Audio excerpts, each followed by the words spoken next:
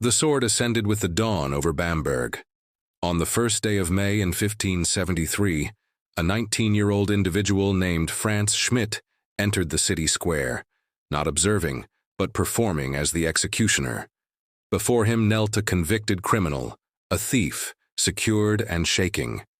As Schmidt lifted the blade for the inaugural time, the burden of his family's destiny, the imperial legal system, and generations of social disapproval bore heavily on him. With one precise motion, he initiated a profession that would conclude 394 existences. Franz Schmidt was not destined to be a killer by birth, but inherited a role. His father, Heinrich Schmidt, had previously been an ordinary forest dweller, until the Margrave of Brandenburg-Ansbach compelled him into the position of executioner, an order that could not be declined.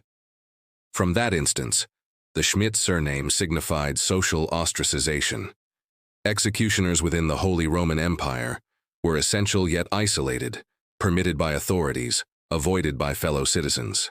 Their offspring were frequently prohibited from joining trade organizations, religious institutions, and honorable occupations. Consequently, France, having been born into a state of disgrace, decided not to evade his family's designation, but rather to vindicate it. He received instruction from his father in the community of Hof, acquiring proficiency in methods such as asphyxiation, decapitation by sword, and sanctions involving public shaming. However, it was in Bamberg, an emerging governmental hub within Franconia, that Schmidt would perform his initial public execution. That specific date is preserved in his carefully maintained execution journal. On the 1st of May, 1573, I employed the sword for the initial occasion in Bamberg. This record was not merely a detached remembrance of a duty. It represented the juncture when a young man assumed the responsibility for an empire's judicial authority. His action was neither unauthorized nor malicious. The municipal council of Bamberg, similar to numerous others throughout the empire, formally engaged executioners, documenting their remuneration in financial records just like any other public employee. A particular annotation starkly confirms that the executioner Franz Schmidt receives compensation for the penalty implemented. Beyond this administrative notation resided a young individual who had just taken a life in accordance with legal statutes, under the observation of a populace that both required his services and held him in contempt. Nevertheless, Schmidt's focus was never confined solely to the gallows. He pursued an aspiration that almost no other executioner ventured to envision: recognition as legitimate. Throughout the subsequent 20 years, he would evolve into one of the most highly demanded practitioners within the empire. Schmidt had not only perfected the skill of execution, he had converted it into a formalized practice. His ascent was not merely an individual achievement. It served as a stark demonstration of how, within the Holy Roman Empire, the administration of justice possessed the capacity to uplift even those ostracized, provided the instrument of justice was handled with sufficient exactness.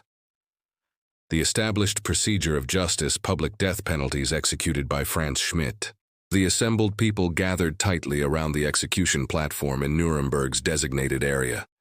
Youngsters sat atop wooden casks, while vendors grasped their protective garments.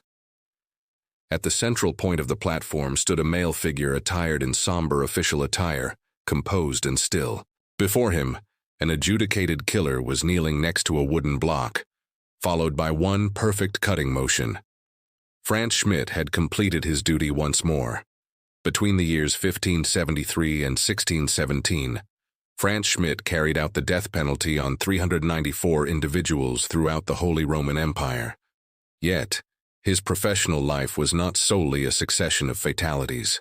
Every execution constituted a ceremonial act of justice influenced by imperial legislation, regional traditions, and deeply rooted emblematic meanings.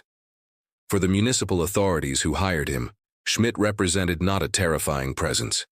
He functioned as a public official, a tangible embodiment of legal authority. The blade served as his distinguishing mark. In a diary notation from July 15, 1589, Schmidt documented the decapitation of Andreas Rascher, a convicted murderer. I executed Andreas Rascher using the sword. He had committed a killing on the thoroughfare leading to Würzburg. The public execution was performed rapidly and accurately. Decapitation by sword was regarded as the most dignified manner of demise, customarily allocated for male offenders of elevated societal rank. The sword, in contrast to the noose or the wheel, afforded the condemned the opportunity to face their end with composure, but it similarly necessitated absolute precision. An imperfect strike signified intense suffering and public shame. Schmidt, according to all reports, consistently succeeded. Alternative procedures were considerably less honorable. On the 3rd of April, 1587, Schmidt put to death a multiple killer. The Catherine wheel, among the most dreaded forms of retribution in Europe, was conceived not merely to cause demise but to humiliate and extend torment. Limbs, both arms and legs, were fractured sequentially with a metal rod, frequently while the individual was still aware. Schmidt's journal entry is concise, detached, yet the terrifying nature of the event is undeniable. Such capital punishments were designated for the most heinous transgressors, including homicides, betrayers, and those who insulted sacred beliefs. Penalties were markedly differentiated by sex. Schmidt chronicled the capital punishment of a female found responsible for killing an infant. She was enclosed within a bag and cast into the water as mandated by legal precedent. This method was known as sackstow, expiration by submersion within a stitched bag, occasionally containing an animal such as a dog or a rooster. This represented an archaic Germanic penalty, specifically mandated for female parents who had ended the lives of their offspring. Although not invariably public, these capital punishments were observed by authoritative personnel and occasionally by the citizens of the town themselves. They constituted emblematic gestures, with the aquatic medium symbolically purging the community of a moral transgression deemed excessively distressing to tolerate. Even being consumed by flames while still alive fell within the scope of his responsibilities.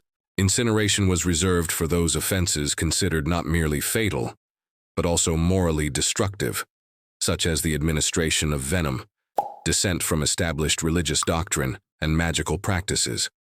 The display was protracted and catastrophic, with the onlookers frequently encircling the upright post in quiet observance. The objective was not solely mortality, but public purification. There was no malicious pleasure evident in his conduct, no enjoyment derived from demise. The gravity of the instant, the meticulous supervision, formed an integral component of a more expansive framework. His obligation was not to inflict suffering, but to maintain societal structure. His weapon remained steady because the governing authority could not tolerate unpredictability. Within a civilization where transgression was confronted with formal ritual, the executioner occupied a position not at the periphery, but at the core of legal enforcement. The capital punishments carried out by Franz Schmidt did not represent disorganized medieval turmoil. Instead, they were acts of governmental policy. The fragmentation of a man's extremities upon the breaking wheel conveyed a distinct communication. A precise and faultless swing of the sword offered solace. In an era where the legal system manifested publicly, Schmidt served as its embodiment. From acts of violence to esteemed recognition, the improbable, enduring influence of the executioner. The memorial marker at St. Rocher Cemetery displays no mark of ignominy, no emblem of mortality, no intimation of discredit. Conversely, it venerates an individual once dreaded, now held in high esteem. Franz Schmidt. Retribution guided by his hand, compassion in his core, respected in his passing as during his existence. For approximately 50 years, he concluded human lives under public observation. However, in the concluding period of his own life, he initiated efforts to preserve them. The historical impact of Franz Schmidt is distinct from any other in the annals of medieval criminology. Originating from an inherited social stigma, his occupation necessitated social exclusion. The executioner was regarded as a regrettable but indispensable functionary, hired by municipal administrations, safeguarded by legal statutes, but detested by virtually all members of society. His offspring faced social rejection. His hands, despite being considered pure by the imperial authorities, were profoundly contaminated in the estimation of his fellow citizens. In the year 1617, subsequent to performing the capital punishment on his 394th sentenced individual, he relinquished the weapon. He did not withdraw into obscurity. Instead, he proclaimed a distinct vocation, providing medical care. Employing his comprehension of human structure acquired from numerous years of anatomical study, Schmidt commenced treating injuries, realigning fractured skeletal components, and distributing botanical medicines. Where previously individuals observed him with apprehension, they now approached his residence with optimism. Within his personal chronicle, he discreetly documented this change. "I concluded my duties at the execution platform and commenced caring for the infirm." This significant alteration would not remain unobserved. In 1624, Emperor Ferdinand II promulgated a remarkable edict. For the inaugural occasion within the recorded history of the empire, an executioner was proclaimed ehrlich, meaning honorable. The imperial proclamation explicitly removed the negative imputation associated with Schmidt's former occupation, rendering him legally and socially equivalent to those who had formerly ostracized him. Franz Schmidt had administered the judicial decrees of the empire with unwavering accuracy. The empire now reciprocated the service with its supreme commendation. He passed away in 1634, not as an outcast, but as an esteemed resident of Nuremberg. His burial site serves as evidence of a contradiction. The medieval epoch seldom permitted an individual whose livelihood involved lethal force to bequeath a legacy characterized not by terror, but by respectability. His narrative compels us to inquire, is it ever possible for an existence intrinsically linked to bloodshed to conclude with dignity? Please share your thoughts below. Do you contend that justice, when administered by an individual who is socially marginalized, can ever genuinely gain societal approval? Originating from his formal exoneration by Emperor Ferdinand II in 1624, he was proclaimed ehrlich, thereby no longer tarnished by his professional role and consequently reinstated to a position of esteem, a capable standing.